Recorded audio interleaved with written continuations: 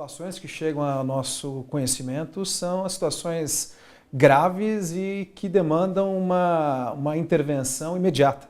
Então, as crianças estão em diversas situações aí de violação de direitos e muitas vezes a medida tem que ser efetivada imediatamente sob pena de causar um mal maior para a criança e para o adolescente. Tivemos um caso de uma criança que ela era vítima de maus tratos por parte do pai, era uma menina pequena, de 5 anos de idade, e ela chegou numa situação de desespero que em determinado dia ela pegou uma malinha dela com algumas coisinhas dela, abriu a porta de casa e saiu chorando desesperada.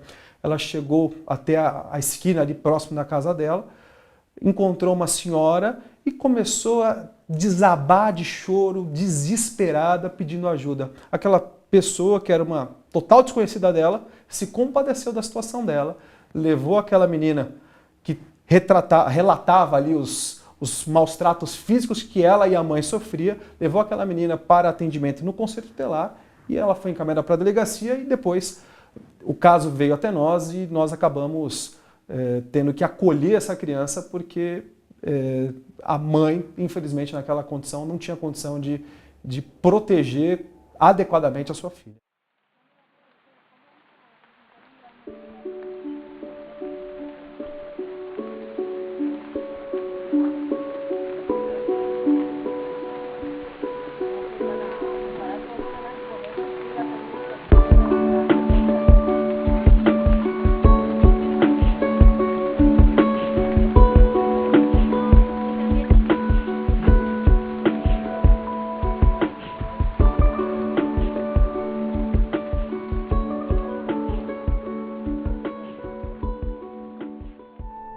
Esse aqui quando eles eram pequenininhos, que eu tentava no aniversário sempre fazer um bolo, né? Para ver se melhorava os ânimos. Aqui é o Robson. É o Robson, é magrinho, é. Aquele não tinha casado ainda.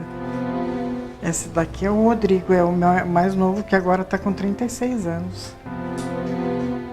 Quando você vê essa foto, o que te passa pela cabeça?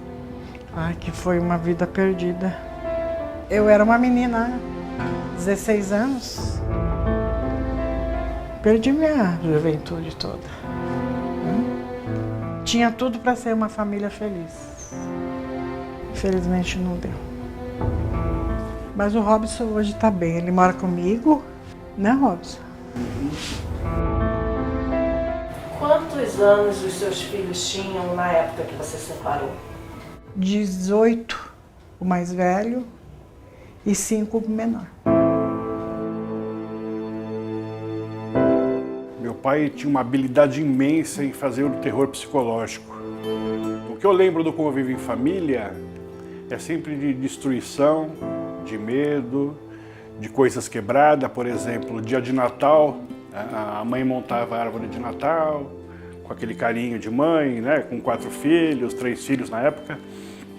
E aí eu lembro do Natal, assim, a árvore destruída, os presentes tudo jogado, comida esparramada pelo chão. Se eu paro para relembrar minha infância, eu só vejo coisa ruim. Eu não consigo, nunca vejo um momento de carinho, de fraternidade, de amizade. Eu não me recordo disso. Eu lembro de, assim, de ter que os familiares ir dormir em casa porque ele ficava andando à noite com uma faca. Então imagina você deitado no quarto e vendo a luz lá no corredor acesa e o reflexo dele passando com a faca, estilo filme de terror.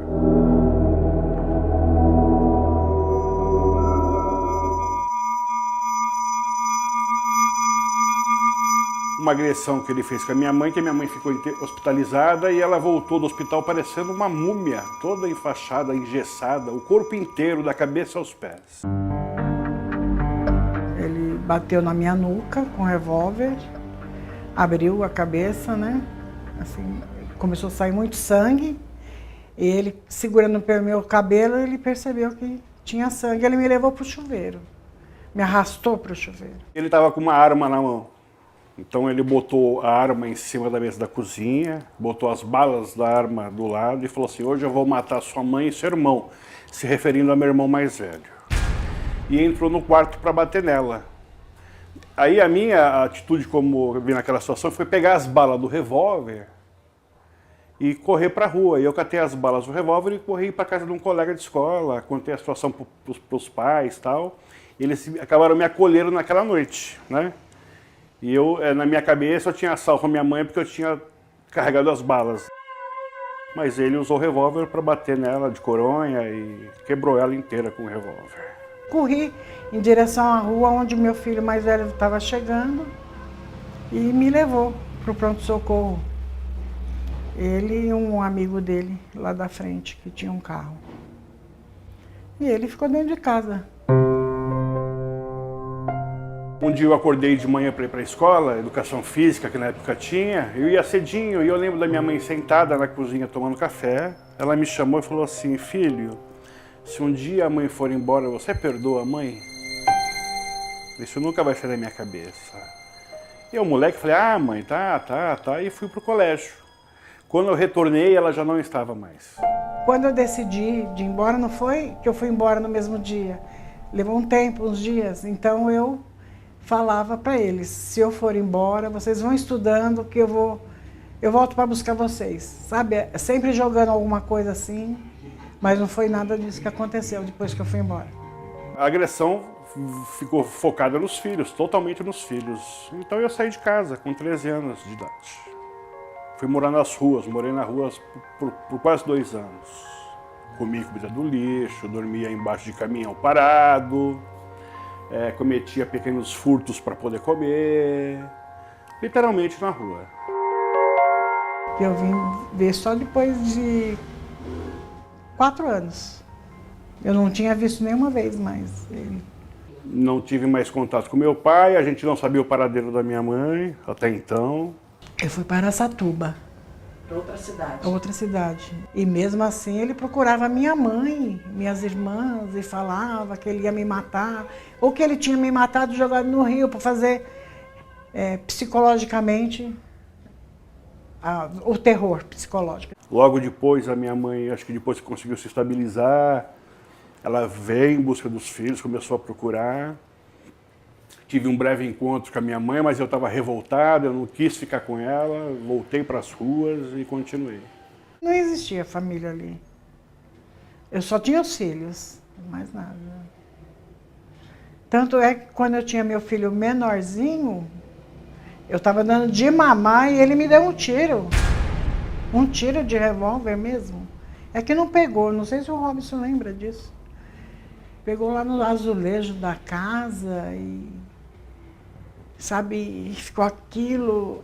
Aquela criança chorava muito, porque a bala passou tão perto de nós dois. Não tenho lembrança da fisionomia do meu pai. Quando eu optei em sair de casa, ainda moleque, com 13 anos, eu rompi com o meu pai. Meu pai faleceu, se não me falha, em 2010, eu não fui no enterro. Para mim era uma pessoa estranha. Né? Então não tem essa referência. O mais velho é o que teve maior vivência com ele, chegou a trabalhar com ele, meu pai tinha oficina mecânica, meu irmão seguiu a carreira. O Robson foi o que ficou mais traumatizado com tudo isso. Eu tenho dificuldade em falar eu te amo. Eu acho que eu não acredito na frase eu te amo, né? Nem na época que você namorava, nem no início do namoro, você nunca falou te amo para sua ex-mulher? Não falo. Fiquei 20 anos com ela ainda. Tenho 2 filhos, uma menina de 22 anos, um menino de 14. Eu não consigo ser uma pessoa amorosa com eles. Tenho dificuldade nessa relação. Né? É como se me faltasse a referência de família. Falar eu te amo, esquece. Nunca eu falo. Nunca. E se você falar pra mim eu te amo, eu já fico arisco. Eu não acredito. Pra mim ninguém me ama. Né? Assim, o amor eu enxergo o amor hoje como uma coisa muito delicada. Eu acho que assim, as pessoas te amam enquanto precisam. Na hora que não precisam, que você não é mais útil, não te amam mais. Então assim, eu não enxergo aquela possibilidade de amor infinito, amor verdadeiro. Pra mim, não. Eu acho que minha mãe me ama. Acho. Isso, você não consegue falar eu te amo. Não, não consigo. Nem pra ela, nem pra ninguém. Não consigo. Que referência que eu tenho de amor? Eu não tenho referência de amor.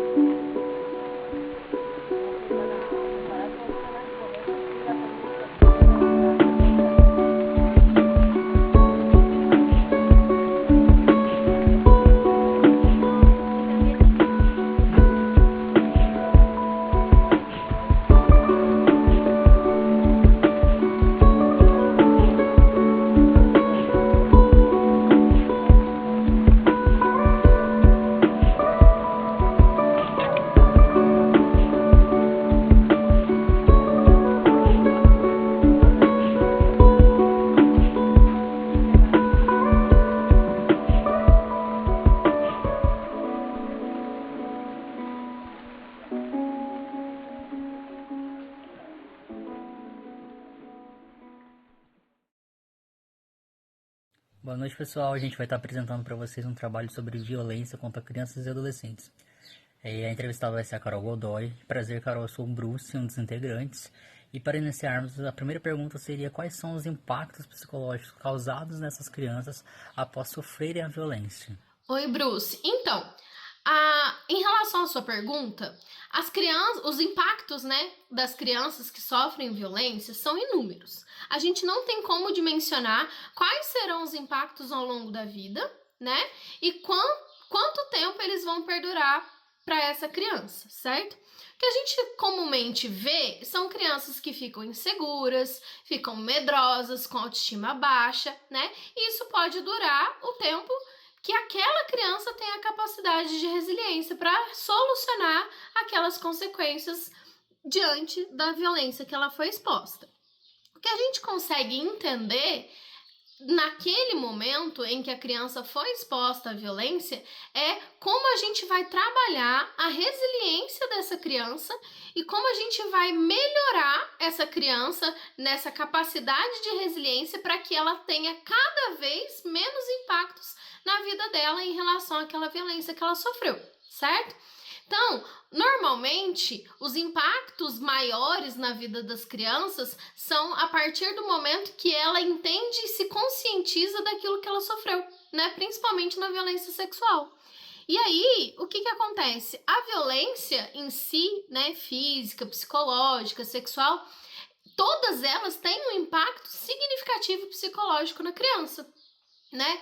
Então, se você convive com uma criança que sofreu violência, é perceptível que essa criança ela tem um desenvolvimento, às vezes até prejudicado, diante da violência que ela sofreu, né? Ela pode se desenvolver com mais dificuldade no âmbito social, isso pode impactar dentro da escola, isso pode impactar no aprendizado dela, literalmente na escola, né? Então, são diversos os impactos que uma violência pode causar na criança. Tudo vai depender de qual contexto ela sofreu essa violência, se ela permanece nessa violência e como que aquela criança tem capacidade de entender aquilo e ser resiliente diante daquele episódio, certo? E partindo para uma segunda pergunta, que seria quase que continuação da primeira, a gente gostaria de saber quais são os impactos que o psicólogo que atende esse público pode vir a sofrer após o atendimento. Então, em relação aos impactos que o psicólogo sofre ao atender essas crianças, a gente precisa primeiro entender que nós, né, somos os profissionais mais adequados para cuidar dessa criança e desses impactos que ela sofreu. E nós ajudamos essa criança a ter uma maior capacidade de resiliência e criar estratégias para que ela não sofra cada vez mais, né, em relação ao que aconteceu. Às vezes a gente acaba se apegando àquela história, acaba sentindo, né, uma empatia fora, né, do momento ali que a gente tá enquanto profissional, mas é importante que a gente saiba separar, né, essas questões do profissional com o pessoal. Por isso que é importante que o psicólogo faça terapia, né? Para que ele não coloque, né, nenhuma expectativa nossa, né, pessoal dentro daquele contexto daquela criança, certo?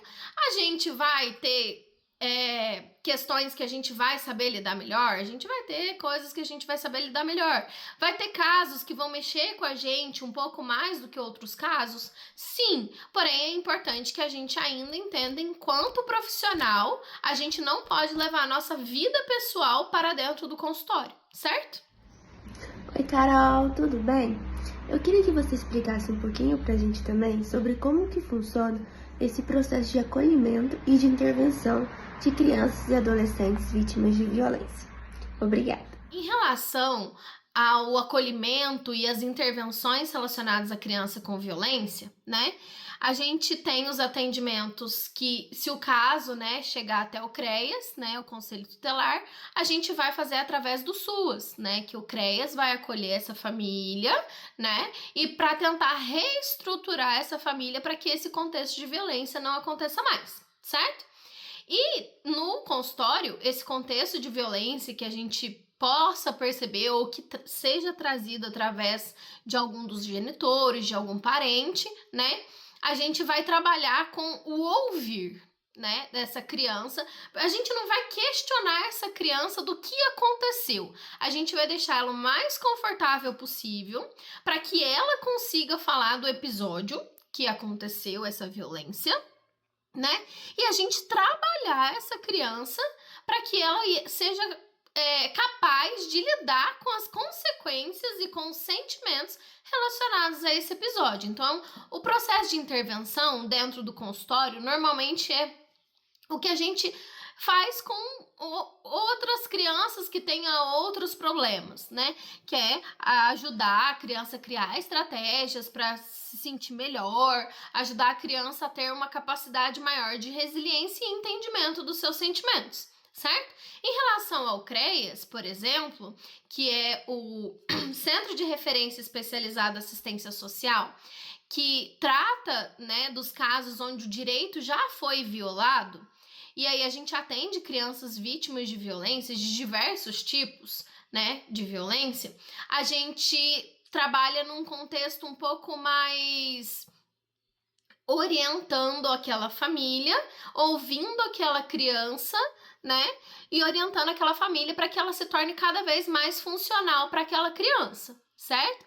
Ah, mas e se for um contexto de violência onde a criança foi retirada do ambiente familiar? Aí a gente trabalha com essa criança para que essa criança seja reinserida, né, num contexto familiar, caso seja possível, e caso não seja possível, a gente trabalha para que essa criança consiga entender, né, que ela vai ter uma nova família. Às vezes, muitas vezes é a família extensa, né, é o avô, é a avó, é o tio, é a madrinha, às vezes até mesmo um vizinho que acaba ficando com essa criança. E aí a gente constrói, né, essa capacidade da criança ser reinserida, né, dentro de um contexto familiar, e para que ela aprenda a lidar com aquilo que vai ser a nova vida dela, certo?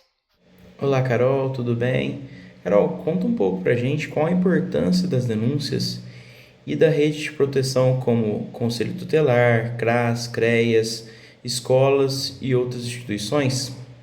Então, em relação à rede de proteção dessa criança, a gente precisa entender que a rede de proteção da criança, segundo o ECA, somos todos nós, certo? É a escola, a sociedade, são os pais, é todo mundo. Todo mundo envolve para proteger os direitos da criança. Ah, Carol, mas e se eu perceber que meu vizinho está sofrendo violência? Aí a gente vai entender, dentro deste contexto, que o único órgão de proteção específico da criança que recebe denúncia é o Conselho Tutelar. CREAS não recebe denúncia, CRAS não recebe denúncia. São órgãos do sistema SUAS, certo? Eles não recebem denúncia. Quem recebe a denúncia é o Conselho Tutelar. Tanto que se liga lá no CREAS, eles vão te passar o número do Conselho Tutelar para que você faça a denúncia no Conselho Tutelar. Ah, Carol, eu posso ir na delegacia da Polícia Civil e fazer uma denúncia? Pode. Por quê? Eu não sei onde é o conselho tutelar na minha cidade. Pode fazer na polícia? Pode, mas normalmente a polícia também vai te encaminhar para o conselho tutelar, tá? Mas é uma menina, posso fazer a denúncia na delegacia da mulher? Pode também. Porém, também vão te encaminhar para o conselho tutelar, porque é ele que vai averiguar se existe aquele contexto de violência e caso seja confirmado esse contexto de violência, é ele quem vai passar para o poder público, ou seja, o sistema judiciário, para que essa criança possa ser assistida, certo? E aí o que acontece? Dentro disso, o caso vem, o caso inteiro, a família vem para o CREAS, certo?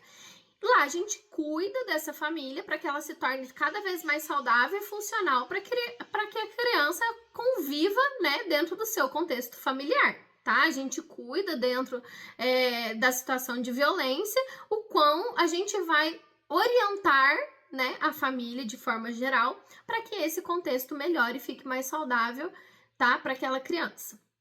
Já o CRAS é um sistema de prevenção. O CRAS, ele tem como obrigação, vamos dizer assim, criar projetos para serem inseridos dentro da sociedade para que seja feita a prevenção daquela situação que mais acontece em cada região, porque assim, aqui em Santa Rita a gente tem um CRAS só, mas normalmente em cidades maiores a gente tem os CRAS regionalmente. Então, dentro daquela região, ali daquele contexto daqueles bairros, certo? Qual é o contexto? Às vezes não é a violência contra a criança, às vezes é a gravidez na adolescência. É função do CRAS fazer um programa ou oferecer alguma assistência, né, de forma a prevenir que aquilo continue sendo um contexto reincidente dentro da região do CRAS, certo? E em relação à escola é uma parte muito importante, né, dessa proteção da criança, né? Então, a criança vai para a escola todos os dias e lá os professores, diretores, todo mundo que convive com essa criança está apto a perceber, né, se existe alguma mudança de comportamento, algo que ela possa ser ouvida. Hoje em dia a gente tem psicólogos em todas as escolas, né, aqui em Santa Rita, então aciona-se muitas vezes o psicólogo, né, para entender se existe alguma coisa a ser feita com essa criança, né, ou se existe alguma denúncia a ser feita, acionamento, né, de algum órgão específico. Normalmente, conselho tutelar, escola, conselho tutelar vai encaminhar para onde isso é importante, certo? Quando o direito já foi violado, é CREAS. Quando o direito ainda não foi violado, aí é CRAS. Que aí o CRAS assiste aquela família de forma a prevenir uma possível violência, tá? Não só com programas para a sociedade, mas acompanhamento do caso e daquela família para prevenir uma violação de direitos. E na escola, né, a gente ser colocado como uma referência, né, para entender aquela criança, o psicólogo, a gente tem que entender também que o psicólogo lá é num contexto escolar, ele não vai fazer atendimento clínico, ele vai fazer escuta, certo? Se aparecer uma criança no seu consultório aonde não foi a demanda inicial daquela violência e que ela ainda não foi averiguada, é importante que você escute essa criança, entenda o contexto que isso foi, né, passado pela criança e informar os pais e informar os órgãos responsáveis e se for necessário fazer a denúncia e se for de uma violação de direito, a gente fazer sim a denúncia, certo? Eu esqueci de comentar que quando a gente percebe um contexto de violência dentro do consultório e ele não foi trazido como demanda, é importante a gente validar aquele sentimento da criança, entender o contexto que a criança foi exposta à violência, conversar com os pais e, se necessário, fazer a denúncia correta. Carol, agora para finalizar, a gente gostaria de saber quais são as prevenções e os tipos de recomendações que existem para lidar com essa situação, né, das crianças vítimas de violência. Então, como lá no ECA, a gente também, todos nós somos responsáveis como sociedade da proteção do direito dessa criança, certo? que a gente pode fazer é fazer programas, né? O CRAS fazer programas para instruir as famílias, né? Acompanhar as famílias que possivelmente possa ter um contexto de violência, né? A prevenção da violência contra a criança, a gente pode fazer muitas vezes na escola, né? Então, fazer palestra para as crianças, colocar no contexto escolar o quão a gente deve ser respeitado, né? Então, principalmente palestra para as crianças, né? De uma forma mais lúdica, de uma forma mais tranquila. As questões que não podem ser feitas com as crianças em relação a qualquer tipo de violência, né? Falar sobre a importância das crianças conversarem, né? Fora do âmbito familiar, sobre algumas brigas dos pais, porque às vezes o contexto de violência psicológica são os pais brigando o tempo todo em casa, né? E a escola promovendo um espaço seguro para que essa criança consiga conversar, ou às vezes mesmo essa criança participando de um projeto, de uma ONG na cidade, de algum projeto que o CRAS resolveu fazer. Vamos fazer oficina de massinha toda terça-feira aqui para as crianças que têm um contexto familiar um pouco mais complicado. E aí, oferecer ambientes seguros para que essas crianças consigam falar sobre a violência que possivelmente estão sofrendo, né? E instruir a primeira coisa que a gente precisa fazer, isso precisa estar nas escolas, a forma como a gente coloca para essas crianças que elas não podem ser violentadas, né? Então, a gente precisa que isso seja falado também nas escolas, certo? E seria muito interessante e importante que a gente conseguisse falar isso mais abertamente em todos os âmbitos de mídia possível, né? Então, colocar para a criança, dentro da idade da criança, da forma como aquela criança tem que receber aquela instrução, né? Então, assim, falar sobre sexualidade não é falar sobre sexo na escola, é falar sobre o autocuidado, é falar sobre a prevenção também das questões das violências sexuais, tá? Então, também falar que sobre violência, né, dentro das escolas, dentro do contexto da idade de cada criança e tudo mais, para que elas percebam que estão sofrendo uma violência. Que às vezes você vai conversar com uma criança que apanha todos os dias, mas acha normal apanhar da mãe porque ela fez algo errado, né? E principalmente os 30 a mais por aí, né? A gente viveu numa infância onde apanhar dos pais era normal, certo? Então a gente às vezes nem percebe o contexto de violência que a gente tá. Então, instrução, né? E conhecimento, trazer cada vez mais conhecimento para a população é a maior forma que a gente tem de prevenção à violência.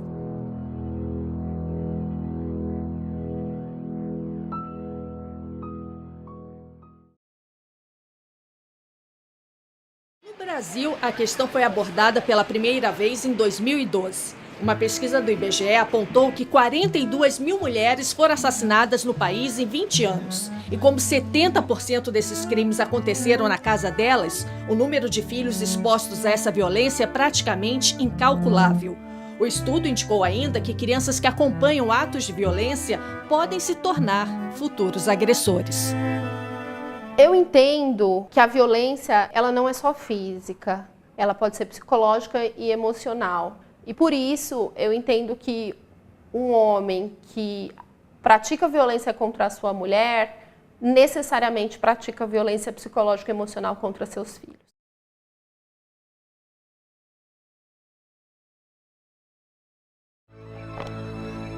Todos os dias a gente passa aqui por vários desafios de conseguir ressignificar um pouco da vida, né, dessas crianças, de poder ensinar, poder acrescentar, né, na vida delas que existem outras formas também de se relacionar, né, que seja de um jeito respeitoso. 1, 2, fizemos uma coisa. A criança tem sua história, né, e cada uma vive de uma forma. Algumas passaram por situações muito violentas e não vê aquilo como violência, porque foi algo que foi passado de pai para filho, para o avô, e todo mundo se relaciona dessa forma. Devagarzinho.